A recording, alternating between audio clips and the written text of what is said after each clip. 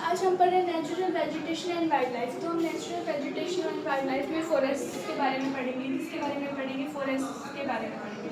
तो तब हम फॉरेस्ट के बारे में पढ़ते हैं तो हमें सबसे पहले देखने को मिलता है tropical evergreen forest. Tropical evergreen forest को हम क्या बोलते हैं? ट्रॉपिकल रेन फॉरेस्ट भी बोलते हैं।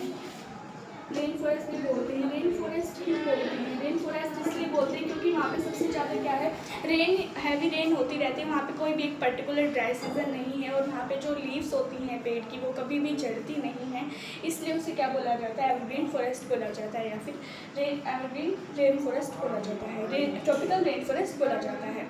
और तब हम फॉरेस्ट के बारे में बात करें, तब हम इस फॉरेस्ट के बारे में बात करते हैं, फॉरेस्ट ट्रॉपिकल रेन फॉरेस्ट के बारे में बात करते हैं। तो यहाँ पे सबसे ज़्यादा क्या देखने को मिलता है? हमें सबसे ज़्यादा रेनफॉल देखने को मिलती है और हमें यहाँ पे कोई भी पर्टिकुलर ड्राई सीजन नहीं देखने को मिलता और ना ही पत्तों की जो लीव्स है वो कभी झड़ती हैं, और इसलिए इसे क्या बोला जाता है? एवरग्रीन फॉरेस्ट बोला जाता है। और जो यहाँ पे जो ट्रीज होते हैं उनकी जो थिक कैनोपीज होती है, क्या होती है? थिक कैनोपीज जो थिक कैनोपीज होती है वो जो सनलाइट है उसको ना क्या नहीं आने देती, लैंड तक नहीं आने देती, लैंड तक एंटर नहीं करने देती, क्योंकि यहाँ पे जो जंगल है वो क्या है, जो एवरग्रीन फॉरेस्ट के जंगल है वो क्या है?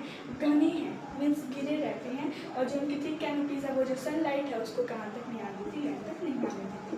ठीक है, तो अब हमने पढ़ा ट्रॉपिकल एवरग्रीन फॉरेस्ट के बारे में। तो जो ट्रॉपिकल एवरग्रीन फॉरेस्ट है सबसे ज़्यादा कहाँ पाए जाते हैं?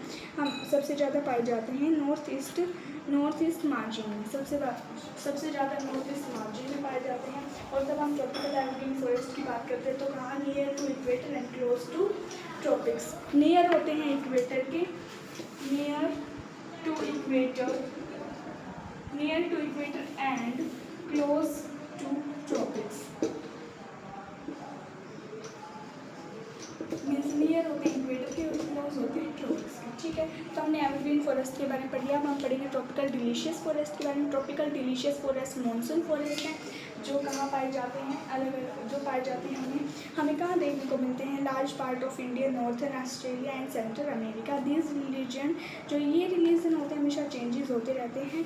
और जो हमारा ट्रॉपिकल डिलीशियस फॉरेस्ट है, जो उसके पत्तों की जो पत्ते हैं वो झड़ते हैं। क्यों झड़ते हैं? वाटर को कंजर्व करने के लिए। और हमें इस फॉरेस्ट में हार्डवुड ट्रीज देखने को मिलते हैं और ट्रॉपिकल एवरग्रीन फॉरेस्ट में भी हार्डवुड ट्रीज आपको देखने को मिलते हैं। और यहाँ पे सबसे ज़्यादा जो ट्रॉपिकल डिलीशियस फॉरेस्ट है आपको सबसे ज़्यादा कौन सी वाइल्ड लाइफ देखने को मिलती है? आपको मंकी देखने को मिलेंगे, लंगारू देखने को मिलेंगे, डियर, लोयन, टाइगर, ये सब चीज़ें वाइल्ड लाइफ आपको कहाँ देखने को मिलते हैं? ट्रॉपिकल डिलीशियस फॉरेस्ट में देखने को मिलती हैं। और आप ट्रॉपिकल डिलीशियस फॉरेस्ट की बात करते हैं तो हमें कहाँ कहाँ देखने को मिलते हैं? ऑस्ट्रेलिया, सेंट्रल ऑस्ट्रेलिया में देखने को मिलते हैं, सेंट्रल ऑस्ट्रेलिया में देखने को मिलते हैं, अमेरिका में देखने को मिलते हैं, और नॉर्थन पार्ट होता है इंडिया में, वहाँ देखने को मिलते हैं। ज़्यादातर जो फॉरेस्ट हैं हमारे tropical evergreen forest, tropical delicious forest आपको नॉर्थ ईस्ट मार्जिन्स कॉन्टिनेंट्स में ही देखने को मिलते हैं। अब हम बात करते हैं टेम्परेचर एवरग्रीन फॉरेस्ट की। जो टेम्परेचर एवरग्रीन फॉरेस्ट की बात करते हैं तो ये हमें कहाँ मिलता है? Mid altitudinal. कहाँ मिलता है? मिड एल्टीट्यूडनल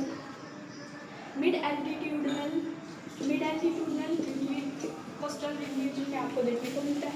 और यहाँ पे आपको सॉफ्टवुड ट्रीज और हार्डवुड ट्रीज दोनों ही देखने को मिलते हैं। सॉफ्टवुड ट्रीज भी देखने को मिलेंगे, हार्डवुड ट्रीज भी, दोनों ही क्या है? ट्रीज आपको देखने को मिलते हैं। और मिड एल्टीट्यूडनल कोस्टल रीजन में आपको ये देखने को मिलता है। और ये कहाँ कहाँ होता है? South east USA, south China and south east Brazil में पाया जाता है। ठीक है, कॉमनली जो फाउंड है ये कहाँ पाया जाता है? South east Brazil, south China या फिर यूएसए में पाए जाते हैं हमारे टेम्परेचर एवरग्रीन फॉरेस्ट। जब हम बात करते हैं टेम्परेचर डिलीशियस फॉरेस्ट की तो टेम्परेचर डिलीशियस फॉरेस्ट कहाँ पाए जाते हैं? हायर एल्टीट्यूड में पाए जाते हैं। कहाँ? हायर एल्टीट्यूड में पाए जाते हैं। और जो यहाँ पे पत्तों की, जो ट्रीज के जो पत्ते होते हैं वो कब झड़ते हैं? एक ड्राई सीजन में झड़ते हैं। जो पत्ते होते हैं ट्रीज वो कब झड़ते हैं? ओनली ड्राई सीजन में ही क्या है? झड़ते हैं। और जो हमारे टेम्परेचर डिलीशियस फॉरेस्ट है वहाँ पे कौन कौन सी वाइल्ड लाइफ पाए जाते हैं? डियर, फॉक्सेस, वोल्व, ये सभी पाए जाते हैं।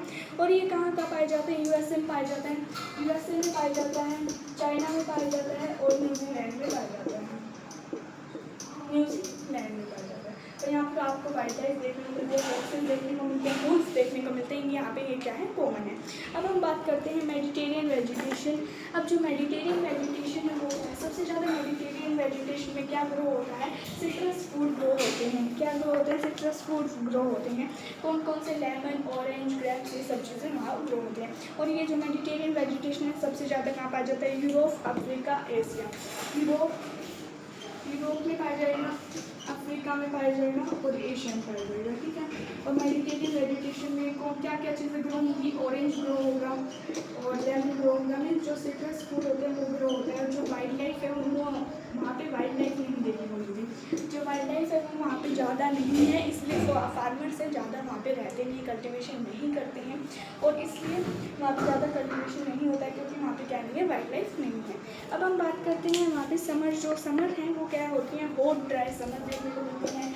हॉट ड्राई समर्स देखने को मिलती हैं हमें। और जब हम विंटर्स की बात करते हैं तो रेनी विंटर्स देखने को मिलती हैं, रेनी विंटर्स देखने को मिलती हैं, ठीक है। अब हम बात करते हैं कैलिफोर्निया फॉरेस्ट की। जो कैलिफोर्निया फॉरेस्ट है वो आपको हाइयर एल्टीट्यूड में देखने को मिलेगा, नॉर्थर्न हेमिस्फीयर में देखने को मिलेगा। वहाँ पे आपका temperature 50 degree Celsius to 70 degree Celsius रहता है। वहाँ पे आपको सॉफ्ट वुड ट्रीज देखने को मिलते हैं।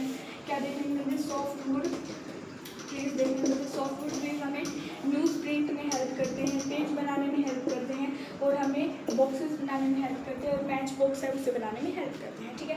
यहाँ पे आपको वाइल्ड लाइफ देखने को मिलेगी, आपको फॉक्स देखने को मिलेगी यहाँ पे, और आपको पोलर बियर देखने को मिलेगा। आपको यहाँ पे अलग अलग चीज़ें क्या है देखने को मिलेगी, और सिल्वर फॉक्स देखने को मिलेगी यहाँ पे, ये क्या है, कॉमन है, ठीक है।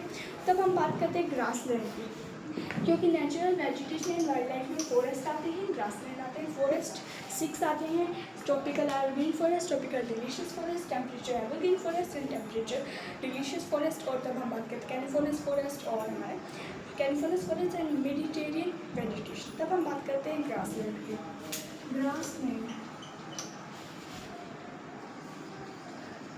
तो ग्रासलैंड में आपको क्या देखने को मिलता है, ट्रॉपिकल ग्रासलैंड देखने को मिलती है, टेम्परेचर ग्रासलैंड देखने को मिलता है। जो ट्रॉपिकल ग्रासलैंड है वो क्या हो, कहाँ देखने को मिलती है हमें, जो ट्रॉपिकल ग्रासलैंड है वो इक्वेटर की आइदर साइड देखने को मिलती है और एक्सटेंड कहाँ तक होती है, ट्रॉपिक तक एक्सटेंड होती है। मीन्स उसका जियोग्राफिकल एरिया क्या होता है, इक्वेटर, आइदर साइड इक्वेटर, और कहाँ तक एक्सटेंड होती है, ट्रॉपिक तक एक्सटेंड होती है।